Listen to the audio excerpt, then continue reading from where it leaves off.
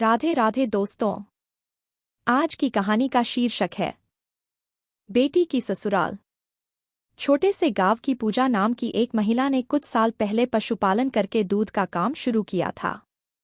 अपने काम की शुरुआत उन्होंने 2 पशुओं से की। दूध निकालने और फिर दूध बेचने के काम खुद ही करती थी। हालांकि उनका भरा पूरा परिवार है।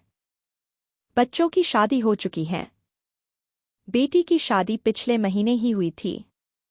2 बेटे थे जिनकी शादी हो गई थी और वह शहर में जाकर बस गए थे। उनके पति की मृत्यु हो चुकी थी। वह किसी पर बोझ नहीं बनना चाहती थी, इसीलिए अपना खर्चा उठाने के लिए वह खुद ही काम करती थी। उन्हें किसी से कोई शिकायत नहीं थी। वह हमेशा खुश रहती थी।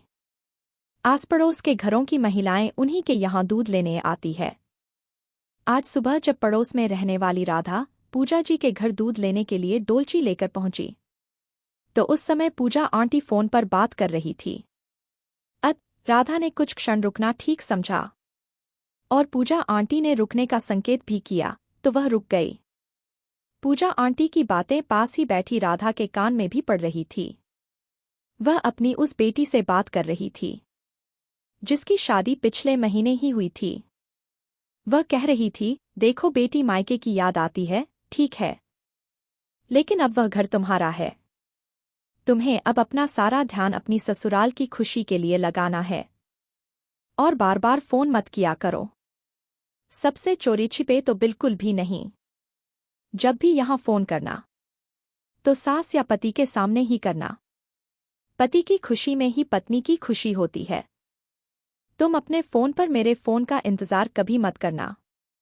मुझे जब कभी भी बात करनी होगी तो मैं तुम्हारी सास के या दामाद जी के नंबर पर फोन लगाऊंगी, तब तुम भी बात करना।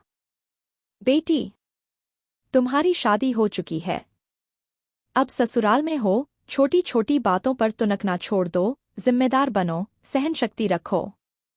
अपना घर कैसे चलाना है, तीज त्योहार कैसे करने हैं, ये सब अपनी सास से सीखो। हर घर के अपने तौर तरीके होते हैं। एक बात हमेशा ध्यान रखो, ससुराल वालों का सम्मान करोगी तो सम्मान पाओगी। मायके की लाज रखना, ठीक है।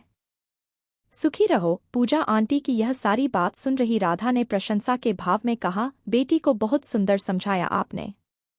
पूजा आंटी बोली, बेटा, माँ को बेटी के परिवार में अनावश्यक दखल नहीं देनी चाहिए। उन्हें अपने घर की बातों को भी बिना मतलब इधर उधर नहीं करना चाहिए। उस घर कोई समस्या हो तो समस्या का हल खुद ढूंढो। राधा उस देवी का मुंह देखती रह गई। सभी माँ को इसी तरह से सोचना चाहिए ताकि बेटी अपने घर को खुद का घर समझे और उसके घर में खुशहाली आए। दोस्तों, आपको यह छोटा सा माँ बेटी का वार्तालाप कैसा लगा, हमें कमेंट में ज़रूर बताइएगा। और अगर आपको कहानी अच्छी लगी हो तो वीडियो को लाइक करें। चैनल पर नए हो तो चैनल को सब्सक्राइब करें। हमारे साथ अंत तक बने रहने के लिए धन्यवाद। जय श्री राधे।